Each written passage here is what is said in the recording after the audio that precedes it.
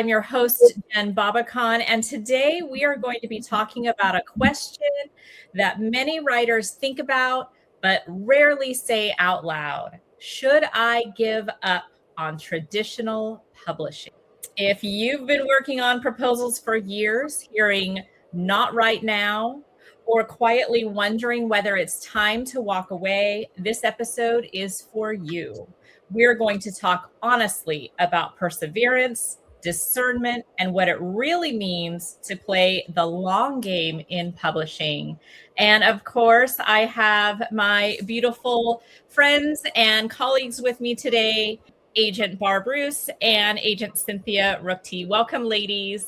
It's good to see you, Jen. We're glad to be here. Can't wait for this discussion. So many people that are trying to get published right now are pondering in their hearts for sure.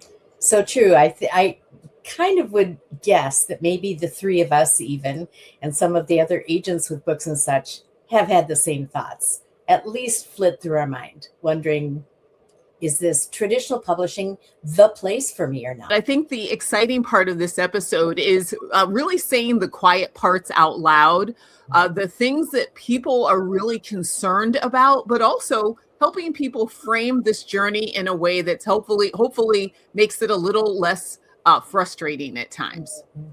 Absolutely. You know, I think the main thing that we want to think about when we consider traditional publishing is that it is not a sprint. It is a marathon. And you know what the thing about marathons is that no one accidentally finishes a marathon. It takes a lot of time. It takes a lot of intention to do that. So you train, you pace yourself, you learn endurance.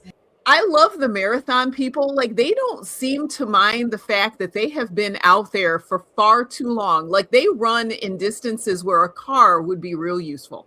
Yeah.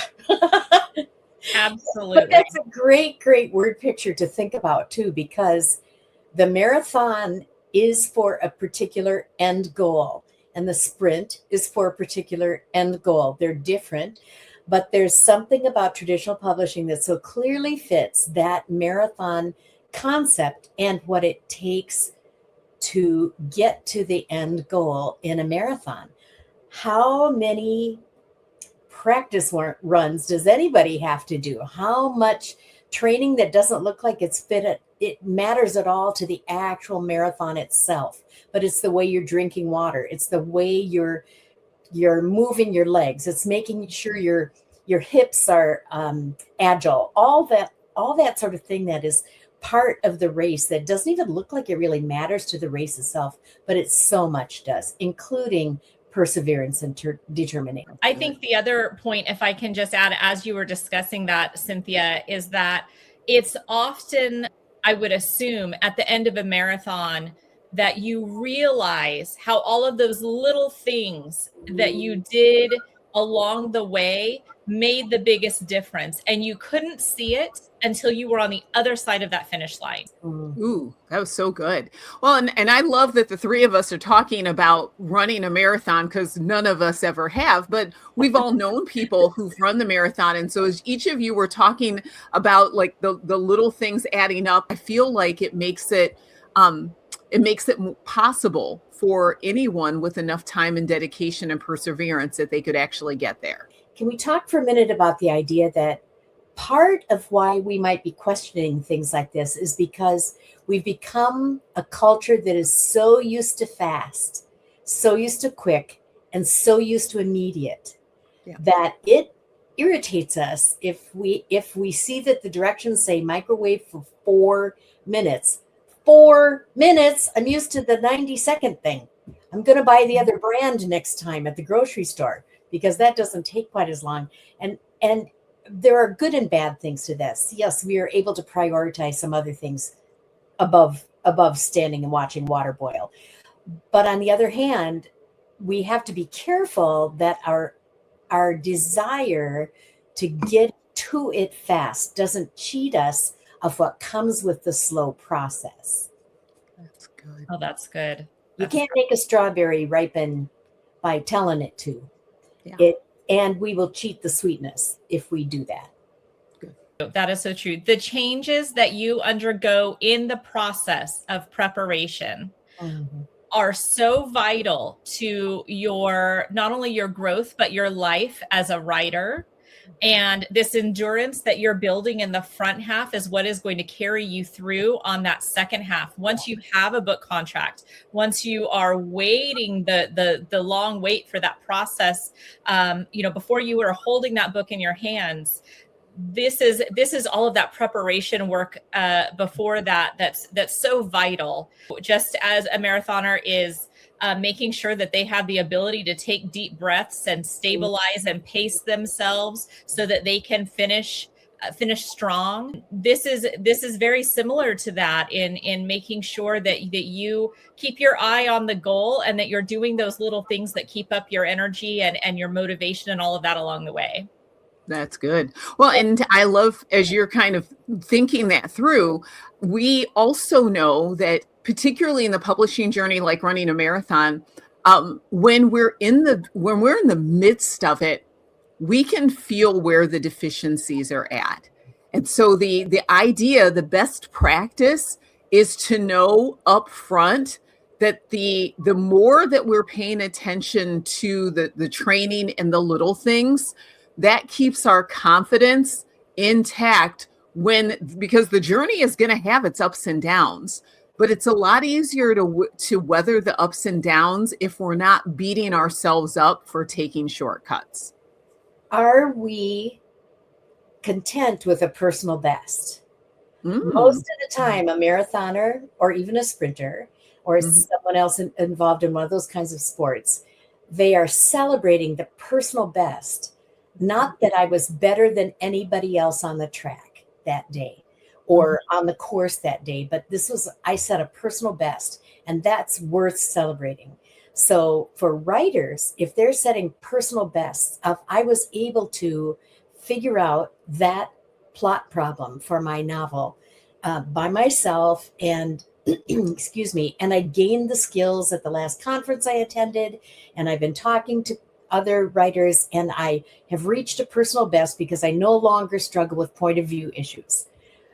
There are victories along the way. I believe if we trace back a little bit, one of the things that a lot of writers who are looking at this concept will be saying, but it takes so long. Why does the publishing process, and especially traditional publishing, it seems, take so long? And shouldn't I self-publish because that's a lot faster?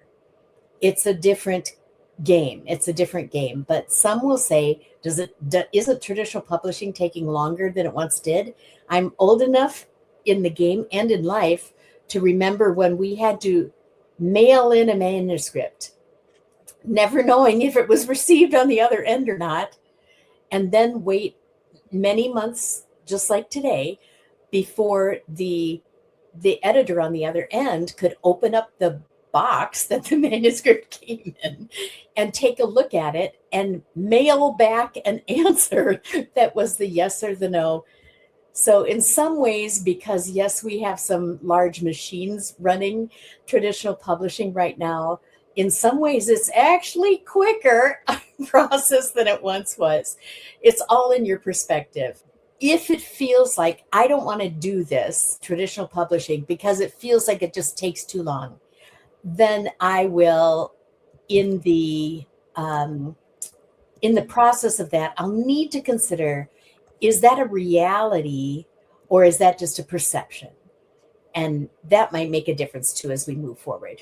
You know, Cynthia, you just spoke to something that we have been wanting to address. And we've even come up with some other questions that we are going to talk about that our listeners may have had for a really long time around this topic. So let's talk about, you've addressed why does traditional publishing take longer now than it used to? And your answer was spectacular. And you certainly have seen how it's changed. And I can certainly sympathize with those writers that are feeling like it takes a long time to get through that entire process. But what I can say, and I think Barb, you'll agree with me, is that that it's so worth it. There are so many benefits, I think, to traditional publishing that, of course, we can talk about that, or I think we have talked about that in a previous podcast. But let's now talk about what pressures are editors and publishers navigating that writers don't always see. So looking at it from behind the curtain, what are some things that that they could just never know, but those of us that are on the inside, are dealing with all the time, that just maybe would surprise some writers? I was thinking about a lunch that I had with one of my editors a few years ago.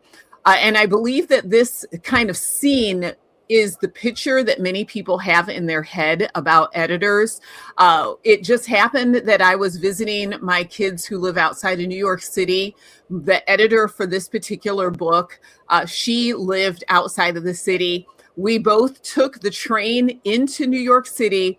We met in Bryant Park at a lovely restaurant. It was a summer day in August, and this editor and I were laughing because there we are having lunch, and I'm a literary agent, and she was also my editor for my book, and she was an editor, and we just chuckled and went, this is what people think that editors do. They're just at lunch all day long with their clients, and that's what agents do.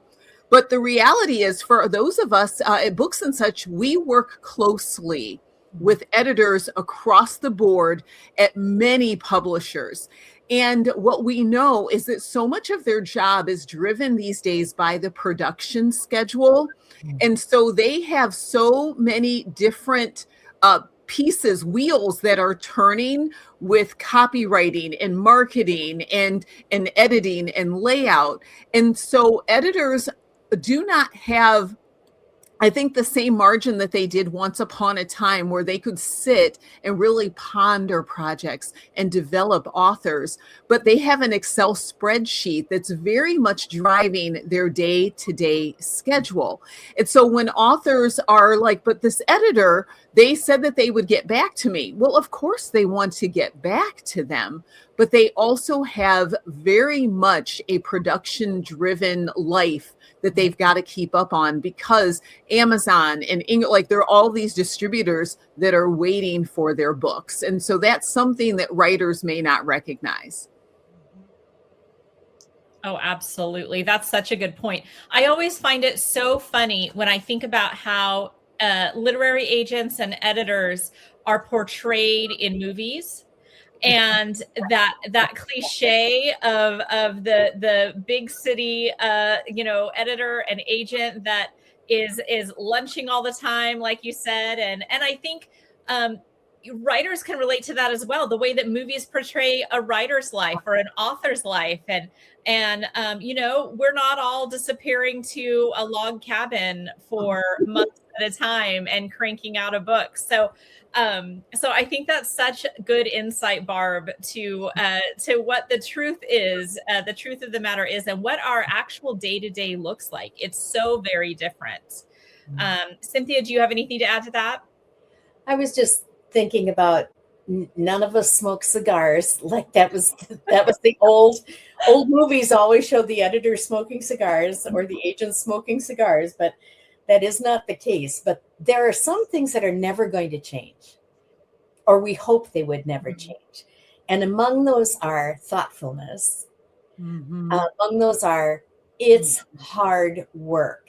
A writer is not a job you get to do that doesn't demand hard work. It's not, I can get paid for something that I just thought of. That's a incorrect way of perceiving it. It's as hard work as you're going to do. And pick any job out there. You might be the snowplow driver, and you're working hard at your job to keep the path clean. And we're working hard on so many areas, both as authors and as agents, but also the editors and everybody at the publishing house too, in the crafting of this project and making it in the shape that will be most readable for the reader and highest impact, especially the industry that we're in, that is chiefly looking for not just a great story or a great book, but a book that will move us and change us and shape us. This will probably come up later too, but moves us as writers as well, changes us as writers. And part of the process we're talking about in all this is how we change by taking the long, determined, build my muscles, gain the experience, practice, practice, practice, taking that approach.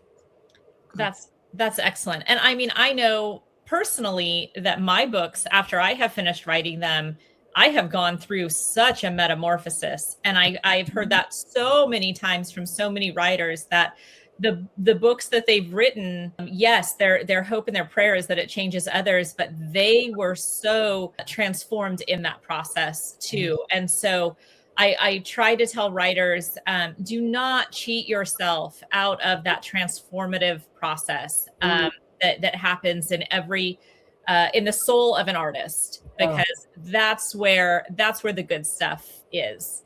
And so your answer to that kind of touched on this as well. How does misunderstanding the pace of publishing lead to unnecessary discouragements? This is a big one. Well, and I feel like this question kind of wraps it. It holds hands with Cynthia's observation earlier that because so much now is faster, so traditional publishing does go at a slower pace. It's generally, for people who may not be aware of this, it's generally, not all the time, but it can be 18 months to 2 years from the time that a book contract is signed until a book goes to market. That does not account for how long it takes to develop either the manuscript or the nonfiction proposal, and the amount of time it takes once the project is submitted to editors. So it can conceivably be a 2.5 to 3 or 4 year project. Now, there are times when it is shorter. There was a publisher that Cynthia and I have both written for. I had a number of projects that from the time I signed the contract to the time it hit the market, it was 9 months. That in and of itself has its own challenges. Mm-hmm.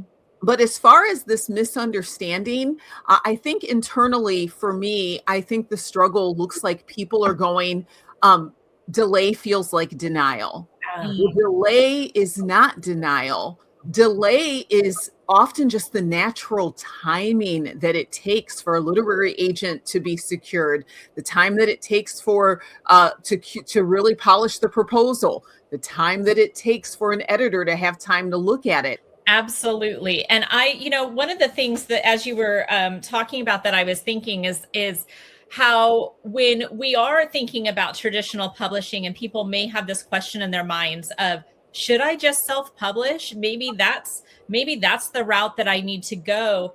I just want writers to remember that when you are going the traditional publishing route, well, first of all, self-publishing, yes, it may be faster in the long run, maybe marginally, because I'm not sure that people understand how much goes into self-publishing with all of those things that you are now responsible for, that in traditional publishing, that would go to an editorial team, that would go to your team of your agent and your publisher and all of that. So I don't know that it's necessarily that much quicker, but what I do want to highlight is that when you are going through traditional publishing and you've got an agent and you've got a publisher and all of this, all of our goal is really united in producing a beautifully written product that is going to change lives. Mm-hmm. And so you really don't want to shortcut that process, because our goal is the same as yours. And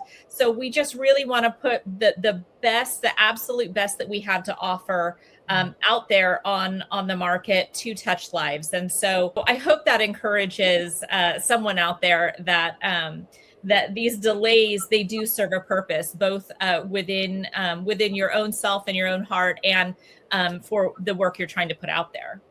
Something just struck me. I didn't intend to say this here, but the thought struck me that some of what we're talking about with perseverance and determination and patience and all that, these are biblical principles. How would we expect that we could write about those biblical principles and not be asked to exercise them in preparation for getting that book into the hands of other people too? That's so good. So good. So we need to wrap things up here, but I did want to address one last question here, because I think this is going to hit at the heart of what some may be wondering, especially if they find themselves in the query trenches and they are submitting and submitting and submitting, and they're not hearing back, or they are hearing back, but it's not the news that they want. So how do we distinguish between perseverance and stubbornness? So this is a question that I feel like is kind of that silent question that writers may be asking. So how do we determine whether you just need to dig your heels in and keep going, and maybe it's time to pivot and either think of a new project or think of reworking the current one that you have? What do you guys think?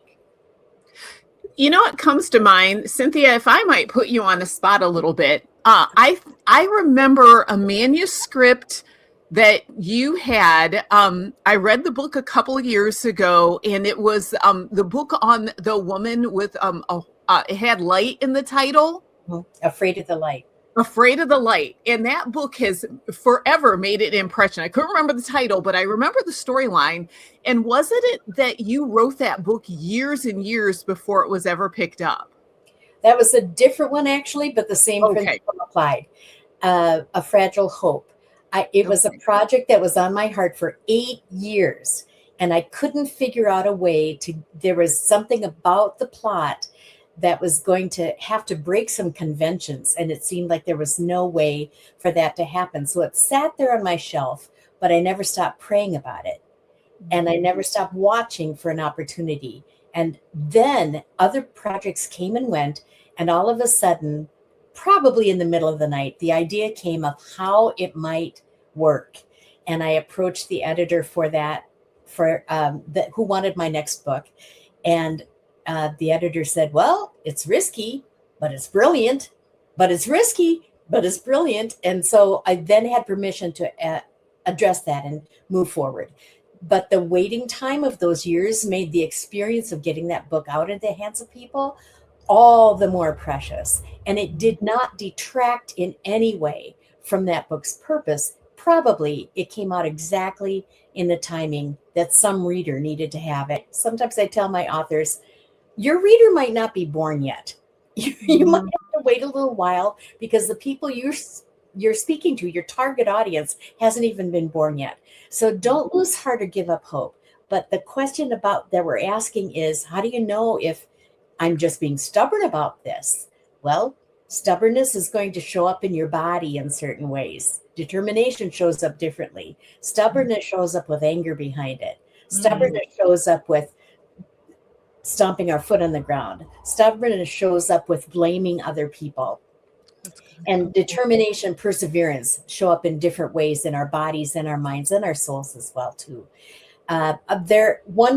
Sometimes we say, if it isn't changing us, if this process isn't changing us for the better, that might be a sign that it is time to pivot, move to something else.